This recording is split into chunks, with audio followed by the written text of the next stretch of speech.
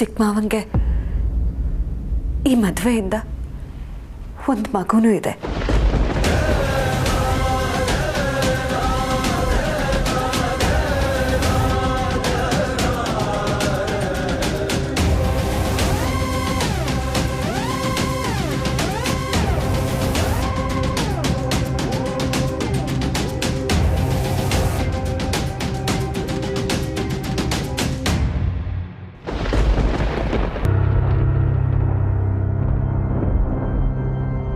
ಅಯ್ಯೋ ಅಯ್ಯೋ ಲಕ್ಷ್ಮಣ ಲಕ್ಷ್ಮಣ,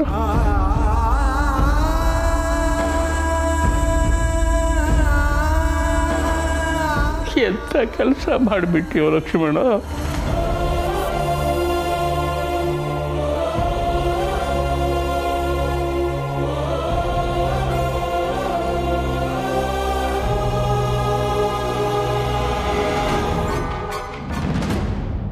ಅಮ್ಮ ಸತ್ಯ,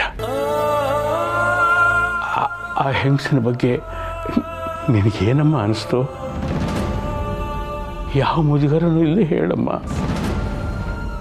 ಇದು ನಮ್ಮ ಕೋಟೆ ಮನೆ ಘನತೆಯ ಪ್ರಶ್ನೆ. ಹೇಳಮ್ಮ ಸತ್ಯ, ಹೇಳು ತಾಯಿ. ಅವಳ ಬಗ್ಗೆ ನಿನಗೇನೇನು ಅನಿಸುತ್ತೋ ಎಲ್ಲನೂ ಹೇಳಮ್ಮ, ಎಲ್ಲನೂ ಹೇಳು.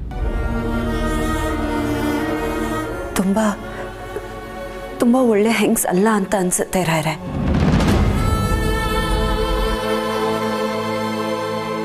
ಚಿಕ್ಕಮ್ಮನ ಹತ್ರ ದುಡ್ಡು ತಗೊಂಡಿದ್ದನ್ನ ನಾನೇ ನೋಡಿದ್ದೇನೆ. ಬಹುಶಃ ದುಡ್ಡಿಗೋಸ್ಕರ ಚಿಕ್ಕಮ್ಮನ ಹಿಂದೆ ಬಿದ್ದಿದ್ದಾರೆ ಅಂತ ಅನ್ಸುತ್ತೆ.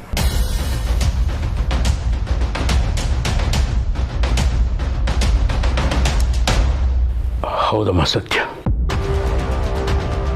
ಲಕ್ಷ್ಮಣ ಹೆಂಗಸಿಗೆ ದುಡ್ಡು ಕೊಡೋದನ್ನು ನಾನು ನೋಡಿದೆ.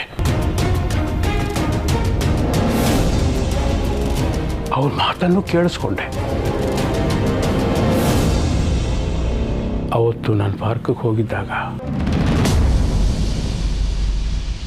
ನಾನು ಎಲ್ಲರೂ ಥರ ಬದುಕಬೇಕು, ನೀವು ನನ್ನ ಗಂಡ ಅಂತ ಜಗತ್ತಿಗೆ ಕೂಗಿ ಹೇಳಬೇಕು. ಯಾರೆಲ್ಲ ನನ್ನ ಬಗ್ಗೆ ಕೆಟ್ಟದಾಗಿ ಮಾತಾಡಿದರೋ ಅವ್ರಿಗೆ ನಿಮ್ಮನ್ನ ತೋರಿಸ್ಬೇಕು ರೀ. ಇನ್ನು ನನ್ನ ಕೈಲಿ ಕಾಯಕ್ಕಾಗಲ್ಲ. ನೀವು ಆದಷ್ಟು ಬೇಗ ನಾವಿಬ್ರು ಗಂಡ ಹೆಂಡತಿ ಅಂತ ಎಲ್ಲರ ಮುಂದೆ ಒಪ್ಕೊಳ್ಳಿ. ನಾನು ಆವಾಗಲೇ ಫೋನ್ ಮಾಡಿದೆ, ಎಲ್ಲಿದೆಯೋ ಲಕ್ಷ್ಮಣ ಅಂತ. ಅವನ ಆಫೀಸಲ್ಲೇ ಇದ್ದೀನಿ ಅಂತ ನನ್ನ ಹತ್ರನೇ ಸುಳ್ಳು ಹೇಳಿಬಿಟ್ಟ. ನಾನು ಅವನಿಗೆ ಏನು ಅನ್ಯಾಯ ಮಾಡಿದ್ದೀನಿ? ಅವನನ್ನು ಚೆನ್ನಾಗಿ ನೋಡ್ಕೊಂಡಿಲ್ವಾ? ನನ್ನ ಮಗನೇ ತಪ್ಪು ಮಾಡಿಬಿಟ್ಟಿದ್ದಾನೇನೋ ಅಂತ ಅನಿಸ್ಬಿಟ್ಟಿದೆಯಮ್ಮ ನನಗೆ.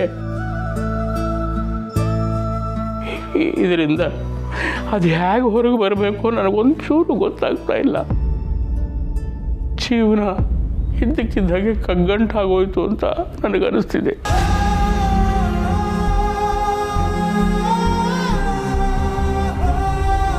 ರಾಯರೇ, ಇನ್ನೊಂದು ವಿಷಯ.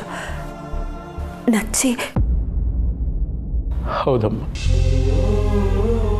ಆ ಮಗುವಿಂದನೇ ಈ ಜೀವ ಇನ್ನೂ ಬದುಕಿದೆ. ಇಲ್ಲ ಅಂತಂದಿದ್ರೆ ಯಾವತ್ತೋ. ಇಷ್ಟೆಲ್ಲ ನಿಜ ಗೊತ್ತಾದ್ಮೇಲೂ ನಾನು ಇದನ್ನ ನೋಡೋಕ್ಕಾಗ್ತಾ ಇಲ್ಲಮ್ಮ. ಇದನ್ನೆಲ್ಲ ಯಾರ ಹತ್ರ ಹೇಳ್ಕೋಬೇಕು ಅಂತಲೂ ಗೊತ್ತಾಗ್ತಾ ಇಲ್ಲ. ಈ ಜೀವ ಒಂದೇ ಸರ್ತಿ ಹೋಗ್ಬಿಡ್ಬಾರ್ದು ಅಂತ ಅನಿಸ್ತಿದೆ. ಆಗ ಆ ಮಗು ಹತ್ರ ಎಲ್ಲನೂ ಹೇಳ್ಕೊಂಡೆ ಅಮ್ಮ. ಅದಲ್ಲ ರಾಯರೇ, ಚಿಕ್ಕಮ್ಮವ ಊರುಗಳನ್ನು ನೆನೆಸ್ಕೊಂಡ್ರೆ ತುಂಬ ದುಃಖ ಆಗುತ್ತೆ ಕಣಮ್ಮ ಸತ್ಯ.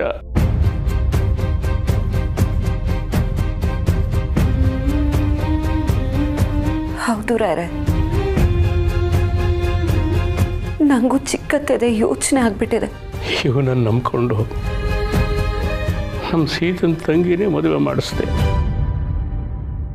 ನಮ್ಮ ನಾದಿನಿ ಊರುಗಳ ಮೊದಲೇ ಸೂಕ್ಷ್ಮ ಸ್ವಭಾವದವಳು. ಅವಳಿಗೇನಾದರೂ ಈ ವಿಷಯ ಗೊತ್ತಾದರೆ ಅಯ್ಯೋ, ನಮ್ಮ ಕೋಟೆ ಮನೆ ಮರ್ಯಾದೆ ಮಣ್ಣು ಪಾಲಾಗ್ಬಿಡುತ್ತೆ.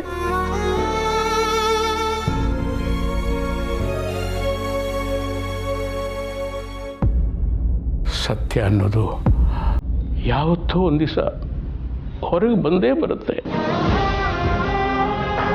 ಅದು ಬೂದಿ ಮುಚ್ಚಿದ ಕೆಂಡ ನಮ್ಮನ್ನು ಸುಡದೆ ಬಿಡಲ್ಲಮ್ಮ. ಆದರೆ ಆ ಸತ್ಯ ಊರು ಬೆಳಗ್ಗೆ ಗೊತ್ತಾದ ದಿನ ಅವಳು ಹೇಗಮ್ಮ ತಡ್ಕೋತಾಳೆ?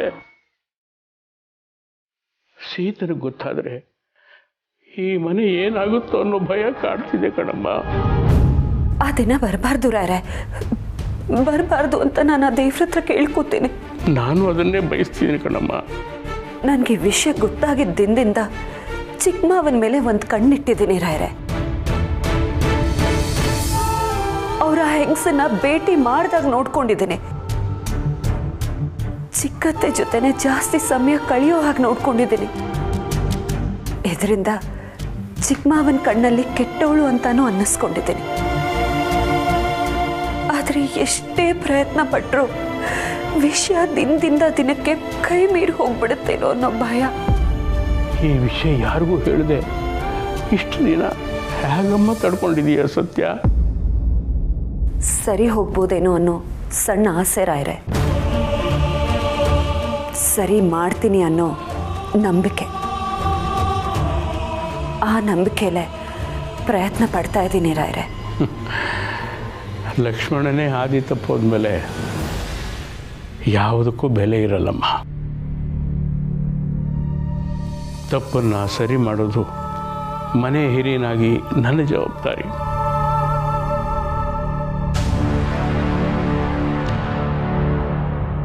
ಸರಿ ಕಣಮ್ಮ, ನಾಳೆ ಬೆಳಿಗ್ಗೆ ನನ್ನ ಜೊತೆ ಬಂದು ಆ ಹೆಂಗಸನ ಮನೆ ತೋರಿಸು. ಅವಳ ಜೊತೆ ಮಾತಾಡ್ಕೊಂಡು ಬರೋಣ. ಸರಿ ರಾಯರೇ, ನೀವು ಹೇಳೋದು ಸರಿಯಾಗಿದೆ. ನೇರವಾಗಿ ಮಾತಾಡಿದ್ರೆ ಇದಕ್ಕೊಂದು ಪರಿಹಾರ ಸಿಗ್ಬಹುದು.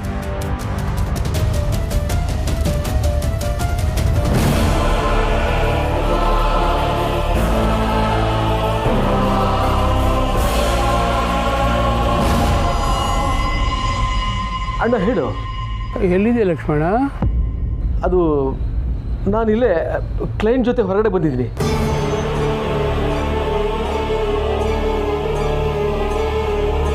ಇವತ್ತು ಎಂಥ ಕೆಲಸ ಮಾಡಿಬಿಟ್ಟೆ. ಅಣ್ಣನ ಹತ್ರನೇ ಸುಳ್ಳು ಹೇಳಿಬಿಟ್ನಲ್ಲ. ಆದರೆ ನಾನೇನು ಮಾಡಲಿ, ನನ್ನ ಪರಿಸ್ಥಿತಿನೇ ಆಗಿತ್ತು. ಸುಳ್ಳು ಹೇಳದೆ ಬೇರೆ ದಾರಿನೇ ಇರಲಿಲ್ಲ.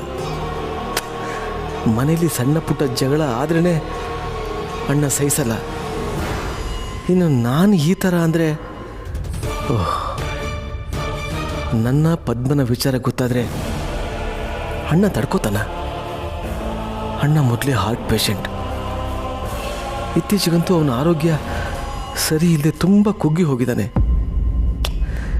ಹೀಗಿರುವಾಗ ವಿಷಯ ತಡ್ಕೊಳ್ಳೋ ಶಕ್ತಿ ಅವನಿಗಿದೆಯಾ? ಅದಕ್ಕಿಂತ ಹೆಚ್ಚಾಗಿ ಊರ್ಮಿಳ ಅಂದರೆ ಅವನಿಗೆ ತುಂಬ ಪ್ರೀತಿ, ಅಕ್ರೆ. ಅವಳನ್ನ ಬರೀ ನಾದ್ನಿಯಾಗಲ್ದೆ ಸ್ವಂತ ಮಗಳ ಥರ ನೋಡ್ಕೊಂಡಿದ್ದಾನೆ.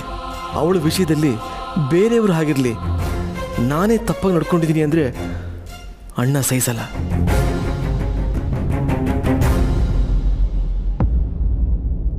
ಅಣ್ಣನಿಗೆ ವಿಷಯ ಗೊತ್ತಾದರೆ ಅನ್ನೋ ಯೋಚನೆಗೆ ನಾನಿಷ್ಟು ಭಯ ಪಡ್ತಾ ಇದ್ದೀನಲ್ಲ. ಒಂದು ವೇಳೆ ನಿಜವಾಗ್ಲೂ ಅಣ್ಣನಿಗೆ ಗೊತ್ತಾಗ್ಬಿಟ್ರೆ? ನೋ, ಯಾವತ್ತೂ ಹಾಗಾಗಬಾರ್ದು. ಅಣ್ಣನಿಗೆ ಯಾವತ್ತೂ ಈ ವಿಷಯ ಗೊತ್ತಾಗಬಾರ್ದು. ಈಗ ನಾನೇನು ಮಾಡಲಿ ದೇವ್ರೆ, ನಾನೇನು ಮಾಡಲಿ ಈಗ?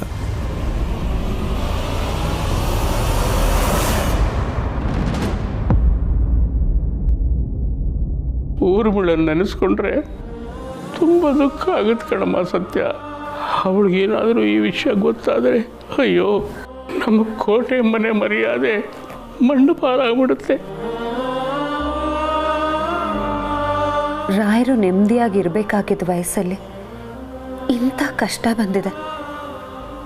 ಚಿಕ್ಕ ಮಾವನ ಬಗ್ಗೆ ಗೊತ್ತಾಗಿ ನಾನೇ ಇಷ್ಟು ಒದ್ದಾಡ್ತಿದ್ದೀನಿ. ಇನ್ನು ರಾಯರಿಗೆ ಹೇಗೆ ಅನ್ಸಿರ್ಬೇಡ. ರಾಯರು ದುಃಖ ಪಡುವಾಗ ನೋಡೋಕ್ಕೆ ಮನಸ್ಸಿಗೆ ಹಿಂಸೆ ಆಗ್ತಿತ್ತು. ಪಾಪ ರಾಯರು ಚಿಕ್ಕ ಮಾವನ ಬಗ್ಗೆ ಬೆಟ್ಟದಷ್ಟು ನಂಬಿಕೆ ಇಟ್ಕೊಂಡಿದ್ದಾರೆ.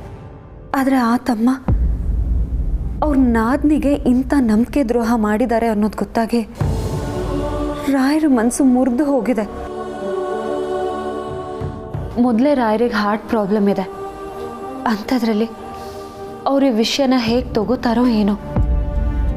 ಇದೇ ವಿಷಯ ರಾಯರ ಬದಲು ಅತ್ತೆ ಗೊತ್ತಾಗಿದ್ದಿದ್ರೆ ಅಯ್ಯೋ ದೇವ್ರೆ, ಇಷ್ಟೊತ್ತಿಗೆ ಕುರುಕ್ಷೇತ್ರನೇ ನಡೆದೋಗ್ತಿತ್ತು. ರಾಯರ ಮನಸ್ಸು ಗಟ್ಟಿ ಮಾಡಿಕೊಂಡು ಇಷ್ಟೊತ್ತು ಇದನ್ನು ಹೇಳ್ದೆ ಸುಮ್ಮನಿದಾರಂದ್ರೆ ನಾಳೆ ಹೇಗಾದರೂ ಮಾಡಿ ಈ ವಿಷಯನ ಬಗೆಹರಿಸ್ತಾರೆ. ದೇವ್ರೆ, ಕೆಟ್ಟದ್ದು ನಡೆದೋಗಿದೆ, ಅದನ್ನು ಸರಿ ಮಾಡು ಅಂತ ನಾನು ನಿನ್ನ ಹತ್ರ ಬೇಡ್ಕೋತಿದ್ದೀನಿ. ರಾಯರಿಗೆ ಈ ದುಃಖನ ತಡ್ಕೊಳ್ಳೋ ಶಕ್ತಿ ಕೊಡು, ಹಾಗೆ ಈ ಸಮಸ್ಯೆಗೊಂದು ಪರಿಹಾರ ಕೊಡು.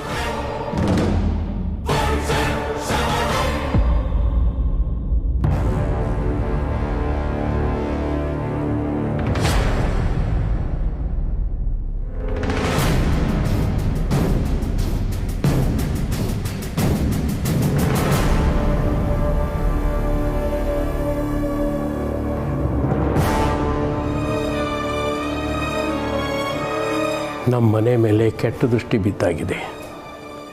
ಮನೆ ಹಿರಿಯನಾಗಿ ಅದನ್ನು ಸರಿದೂಗಿಸ್ಕೊಂಡು ಹೋಗೋ ಜವಾಬ್ದಾರಿ ನನ್ನ ಮೇಲಿದೆ. ಆ ಹೆಣ್ಣು ಧನಪಿಶಾಚಿ ಅನಿಸುತ್ತೆ. ಅದಕ್ಕೆ ಲಕ್ಷ್ಮಣನ ಹಿಂದೆ ಬಿದ್ದಿದ್ದಾಳೆ. ಇವತ್ತು ಹೋಗಿ ಈ ದುಡ್ಡನ್ನೆಲ್ಲ ಅವಳಿಗೆ ಕೊಟ್ಬಿಡ್ತೀನಿ. ಅವಳನ್ನು ನನ್ನ ತಮ್ಮನ ಜೀವನದಿಂದ ದೂರ ಮಾಡಿ ಈ ಊರೇ ಬಿಟ್ಟು ಬೇರೆ ಕಡೆ ಕಳಿಸ್ಬಿಡ್ತೀನಿ. ಊರ್ಮಿಳ ಜೀವನ ಸರಿ ಮಾಡಬೇಕು ಅಂದರೆ ನಾನಿದನ್ನು ಮಾಡಲೇಬೇಕು.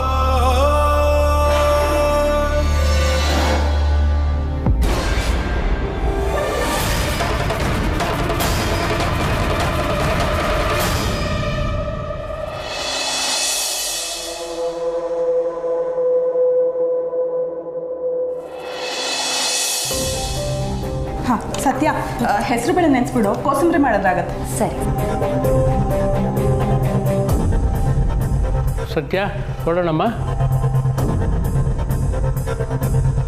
ಹಾಂ ರಾಯರೇ, ನಾನು ರೆಡಿ ಇದ್ದೀನಿ. ಏನ್ರಿ ಇದು? ನಿಮ್ಮ ಫ್ರೆಂಡನ್ನು ಭೇಟಿ ಆಗೋದಕ್ಕೆ ಸಂಜೆ ಹೋಗ್ತಿರ್ಲಿಲ್ವಾ ಪಾರ್ಕಿಗೆ? ಇವತ್ತೇನು ಬೆಳಗ್ಗೆ ಬೆಳಗ್ಗೆ ಹೊರಟ್ಬಿಟ್ರಾ? ಇಲ್ಲ ಸೀತಾ, ಬೇರೆ ಕೆಲಸದ ಮೇಲೆ ಹೊರಟಿದ್ದೀನಿ. ಪರಿಚಯದವ್ರ ಮನೆಗೆ ಹೋಗಬೇಕು. ಯಾರ ಮನೆಗೆ ಭಾವ? ನಮ್ಮ ಸಂಬಂಧಿಕರ?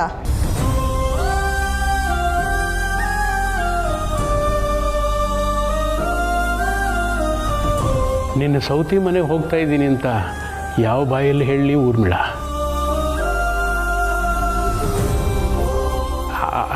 ತುಂಬ ವರ್ಷದ ಹಳೆಯ ಸಂಬಂಧಿಕರು ಊರ್ಮಿಳ. ಅವ್ರ ಪರಿಚಯ ಈಗ ಆಯಿತು ಅಷ್ಟೇ. ಪದ್ಮಾಕರ್ ಅಂತ ಪಾರ್ಕಲ್ಲಿ ಸಿಕ್ಕಿದ್ರು, ಬರೋದಕ್ಕೆ ಹೇಳಿದ್ದಾರೆ. ಹೌದೇನ್ರಿ? ಒಳ್ಳೇದಾಯಿತು ರೀ. ಇತ್ತೀಚೆಗೆ ನೀವು ಪಾರ್ಕಿಗೆ ವಾಕಿಂಗ್ ಹೋಗೋದ್ರಿಂದ ಒಂದಷ್ಟು ಜನ ಫ್ರೆಂಡ್ಸ್ ಪರಿಚಯ ಆಗಿದ್ದಾರೆ ಅಲ್ವಾ? ಹ್ಞೂ ಸೀತಾ, ತುಂಬ ವಿಷಯ ತಿಳ್ಕೊಂಡಿದ್ದೀನಿ. ಏನಾದರೂ ಹೇಳಿದ್ರೇನ್ರಿ? ಏನಿಲ್ಲ, ಅವ್ರ ಜೊತೆ ಮಾತಾಡಿ ತುಂಬ ಖುಷಿ ಆಯಿತು ಅಂತಂದೆ. ಹಬ್ಬ, ನೀವು ಹೀಗೆ ಲವಲವಿಕೆಯಿಂದ ಇದ್ದರೆ ನನಗೆ ಸಮಾಧಾನ ರೀ. ಏ ಹುಡುಗಿ, ನೀನು ಯಾವ ಕಡೆ ಹೊರಟೆ? ಅದೇ ಪದ್ಮಾಕರ್ ಮನೆ ಎಲ್ಲಿದೆ ಅಂತ ನನಗೆ ಗೊತ್ತಿಲ್ಲ. ಸತ್ಯ ಗ್ಯಾರೇಜ್ ಇತ್ತಲ್ಲ, ಅಲ್ಲಿ ಎಲ್ಲೋ ಪಕ್ಕದಲ್ಲಿ ಇರಬೇಕು ಅಂತ ಕಾಣುತ್ತೆ. ಅದು ಸತ್ಯನಿಗೆ ಚೆನ್ನಾಗಿ ಗೊತ್ತಿರುತ್ತೆ ಅಂತ ಅವಳನ್ನ ಕರ್ಕೊಂಡು ಹೋಗ್ತಾ ಇದ್ದೀನಿ. ಹೌದಾ? ಸರಿ ಸರಿ, ಕರ್ಕೊಂಡು ಹೋಗಿ. ನಿಮ್ಮ ಜೊತೆ ಯಾರಾದರೂ ಒಬ್ರು ಇದ್ದರೆ ನನಗೂ ಸಮಾಧಾನ ರೀ. ಹೋಗ್ಬಾ. ಸತ್ಯ ಬಾಮ್ಮ. ಬರ್ತೀನಿ ಚಿಕ್ಕತ್ತೆ. ಅತ್ತೆ ಬರ್ತೀನಿ. ಅಯ್ಯೋ, ಅವ್ರು ಹೊರಟಾಯ್ತು. ನೀನೇನು ಇಲ್ಲೇ ನಿಂತ್ಕೊಂಡು ಇನ್ನೂ ಬರ್ತೀನಿ ಚಿಕ್ಕತ್ತೆ, ಬರ್ತೀನಿ ಅತ್ತೆ ಅಂತಿದ್ಯಾ? ಹೊರಡು. ಹಾಂ.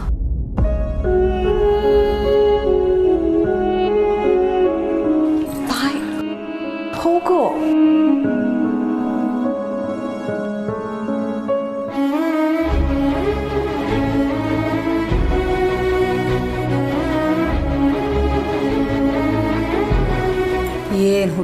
ಏನೋ ಹೋಗೋಕ್ಕೂ ಹಿಂದೆ ಮುಂದೆ ಮಾಡುತ್ತೆ.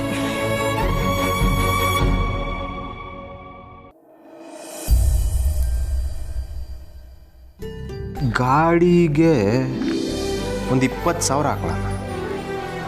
Gas cylinder, stove 3,000. ಸ್ಟವ್ವು 3,000. ಇನ್ನು ಡಬ್ಬಿ, ಬಾಂಡ್ಲಿ, ಪ್ಲೇಟು ಗೀಟು ಒಂದು 4,000 ಹಾಕೊಂಬಿಡೋಣ. ಇನ್ನೇನು ಮಿಕ್ತು? ಏನು ಲೆಕ್ಕ ಹಾಕ್ತಿದ್ಯಾ? ಬೇಬಿ, ನೀನು ಚೆನ್ನಾಗಿ ನೋಡ್ಕೋಬೇಕಲ್ಲ, ಅದಕ್ಕೆ ಒಂದು ಹೊಸ ಬಿಸ್ನೆಸ್ ಸ್ಟಾರ್ಟ್ ಮಾಡೋಣ ಅಂದ್ಕೊಂಡಿದ್ದೀನಿ. ಅದರ ಲೆಕ್ಕಾಚಾರ ಇದು.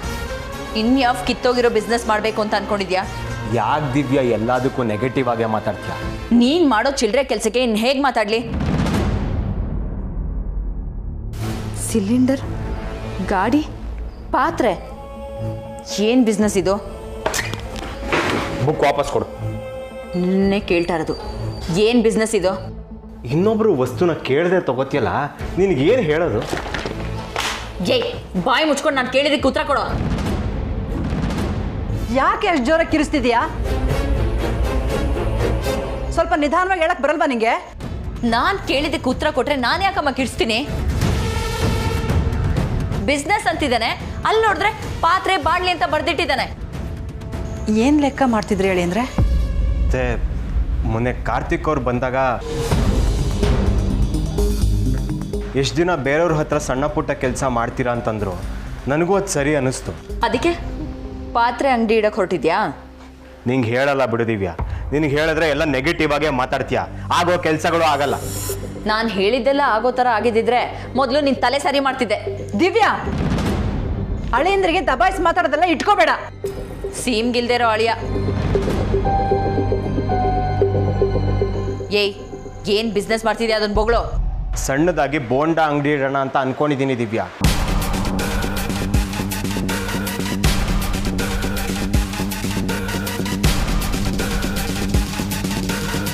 ಅದಕ್ಕೆ ಬಂಡವಾಳ ಎಷ್ಟಾಗ್ಬೋದು ಅಂತ ಲೆಕ್ಕ ಹಾಕ್ತಿದ್ದೆ.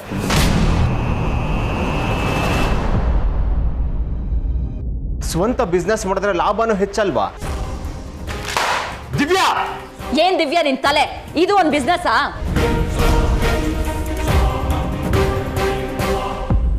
ನೀನೊಬ್ಬ ಬಿಸ್ನೆಸ್ ಮ್ಯಾನು, ನಿನ್ ಮೂತಿಗೆ ಲೆಕ್ಕ ಬೇರೆ ಕೇಡು. ಯಾಕೆ ಬುಕ್ ಎಸ್ದೆ? ನಿನ್ನ ಅಹಂಕಾರ ಕಡಿಮೆ ಆಗೋದೇ ಇಲ್ವಾ? ಬರೀ ಬುಕ್ ಎಸ್ತೆ ಅಷ್ಟೇ, ನಿನಗೆರಡು ಬಾರ್ಸ್ಲಿಲ್ವಲ್ಲ ಅದು ಖುಷಿ ಪಡು. ನಾನು ಮರ್ಯಾದೆ ಕಳಿಬೇಕು ಅಂತಾನೆ ಈ ರೀತಿ ಮಾಡ್ತಿದ್ಯಾ? ಇವಾಗ ನಿನ್ನಿಂದ ಆಗಿರೋ ಅವಮಾನನೇ ಸಾಲದು, ಇದ್ರ ಮಧ್ಯ ಇದು ಬೇರೆ ಕೇಡು.